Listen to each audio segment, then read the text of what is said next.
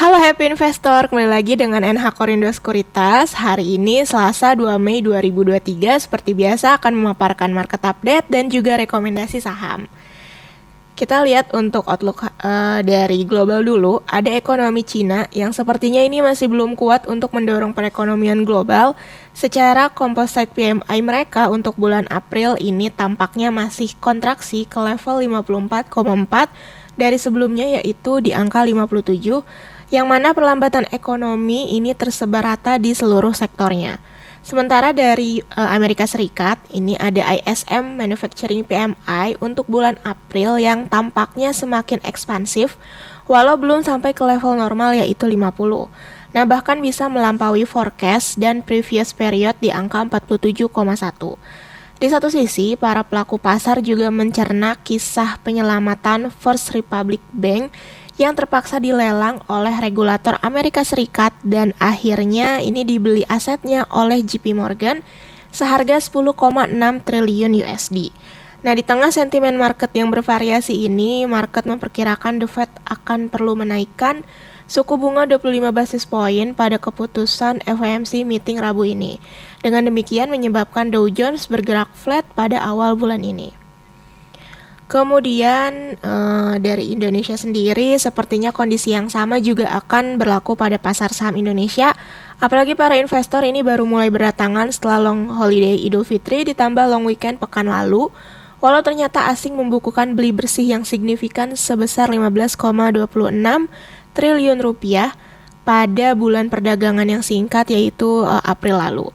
Nah, diperkirakan akan ada sedikit waktu penyesuaian sambil menunggu rilis data inflasi April. Kemudian yang diprediksi ini semakin melandai ke level 4,39%, disertai oleh inflasi inti yang juga turut menjinak ke angka 2,89%. Nah, menimbang sentimen pasar yang ada, kami pun berharap bullish ini terjadi di pasar akan mampu dilanjutkan menembus level krusialnya yaitu IHSG 6950 hingga 6960 agar mampu bergerak ke arah level psikologisnya yaitu di 7 ribuan. Nah, saran averaging up ini merupakan paling bijak yang dilakukan sambil memonitor animo pasar. Nah, untuk most active stocks di hari Jumat ini ada BBCA, BBRI, ISAT, BMRI, Telkom, SCI, GGRM, Goto, Adaro, dan BBNI. Sementara untuk foreign transaction-nya yaitu net buy 621 miliar rupiah. Dengan top foreign buy ada BBRI, BBCA, Inco, SCI, ICBP. Sementara top foreign sell-nya ada SMGR, Telkom, BMRI, HMSP, dan Goto. Kemudian kita lanjut untuk company news. Yang pertama ada dari PTBA, PT Bukit Asam Tbk yang berhasil membukukan pendapatan sebesar 9,95 triliun rupiah atau meningkat 21,35% secara year on year. Meski pendapatan meningkat, kenaikan beban pokok pendapatan ini juga naik cukup signifikan 66%. Sehingga laba brutonya ini mencatatkan penurunan 40,37%. Laba usaha juga turun sekitar 54%, sementara laba periode berjalan ini terkontraksi 48,44% ke 1,18 triliun rupiah. Yang kedua ada dari PT Bank Danamon Indonesia Tbk atau BDMN yang berhasil mencetak pertumbuhan total kredit dan trade finance ini sebesar 15%. Dan mencapai 151,8 triliun rupiah pada kuartal 1 2023. Nah, hal ini turut didukung oleh pertumbuhan di setiap segmen bisnisnya. Selain itu ada PT Adira Dinamika Multifinance atau Adira Finance yang merupakan anak perusahaan Danamon. Ini juga berhasil membukukan pertumbuhan sebesar 48% untuk pembiayaan baru bila dibandingkan dengan periode yang sama di tahun lalu. Kemudian yang ketiga ada dari Bayan, di mana sepanjang tahun 2023 ini, perseroan mengalokasikan belanja modal atau capital expenditure (CAPEX) senilai 220 juta USD hingga 250 juta USD untuk sejumlah keperluan. Nah, CAPEX ini akan digunakan untuk berbagai proyek perluasan tambang. Melansir laporan tahun 2022, ini ada sejumlah kegiatan tambang yang akan dilakukan Bayan sepanjang tahun ini. Contohnya ada kegiatan eksplorasi yang dilanjutkan di proyek tambang dengan pengoboran yang dikonsentrasikan di konsesi Tiwa Abadi, Brian Anjat Sentosa, dan Baratabang.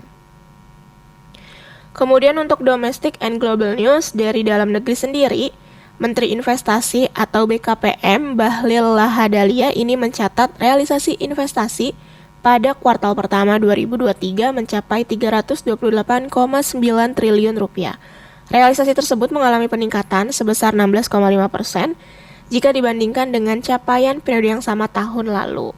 Nah, BKPM pun mengatakan bahwa realisasi investasi yang telah mencapai 23,5% dari target 2023 yaitu 1.400 triliun rupiah. Nah, kemudian kita lanjut dari global sendiri, ada mengenai saham dari beberapa pemberi pinjaman regional yang jatuh ini setelah runtuhnya First Republic Bank. Nah, korban utama ketiga dari krisis terbesar yang melanda sektor perbankan Amerika Serikat sejak tahun 2008. Nah, gejolak perbankan ini bermula dari penutupan Silicon Valley Bank dan Signature Bank di bulan Maret, menyebabkan para deposan ini melarikan diri dari pemberi pinjaman regional dan memicu kekhawatiran bahwa krisis ini dapat melanda bank-bank skala menengah lainnya. Kemudian kita lanjut untuk Global and Domestic Economic Calendar. Hari ini kita menunggu data inflasi dari Indonesia dan sisanya yaitu dari Amerika Serikat mengenai factory orders dan durable goods orders. Kemudian untuk corporate calendar, hari ini ada RUPS dari emiten DSSA, EPMT, dan LUSI, sementara dividennya yaitu dari emiten Good dan MTEL. Kemudian untuk teknikal, hari ini IHSG kami rekomendasikan bullish atau konsolidasi. Ini menguji neckline krusial jangka menengah dan juga waspada potensi pullback sejenak untuk menguji support upper channel-nya dan pada sejumlah moving average-nya. Nah, untuk support terdekatnya itu di kisaran 6840 hingga 6810, sementara untuk resisten terdekatnya yaitu di 6950 hingga 6960. Adapun untuk advice perdagangan hari ini yaitu bisa hold atau averaging up secara bertahap. Kemudian untuk rekomendasi saham yang pertama ada dari Telkom, di mana rekomendasi kami hari ini buy on weakness, yaitu overview-nya menguji support lower channel-nya dan MA20. Untuk targetnya yaitu di kisaran 4.500 hingga 4.530, kemudian stop loss yaitu di 4.150. Nah, kemudian ada Adaro, rekomendasi kami hari ini buy dengan target terdekatnya di 3.300, kemudian stop loss di 2.990. Adapun overview-nya yaitu break di parallel channel-nya. Kemudian yang ketiga ada Breeze, rekomendasi kami hari ini buy dengan overview-nya yaitu rebound menguji support lower channel serta menguji resisten MA10-nya. Target terdekatnya yaitu di 1820 hingga 1860, kemudian stop loss di 1660. Kemudian ada Antam, rekomendasi kami hari ini buy on break dengan overview-nya, pattern-nya ini berbentuk cup and handle atau bullish reversal, kemudian menguji resisten neckline. Nah, untuk target terdekatnya ini di 2380, kemudian stop loss-nya di 2070. Kemudian ada Aces, rekomendasi kami hari ini buy dengan overview-nya yaitu rebound dari support lower channel, kemudian RSI-nya ini berbentuk positive divergence. Untuk target terdekatnya di kisaran 484 hingga 490, kemudian stop loss-nya di 432. Oke, sekian mengenai paparan hari ini. Terima kasih.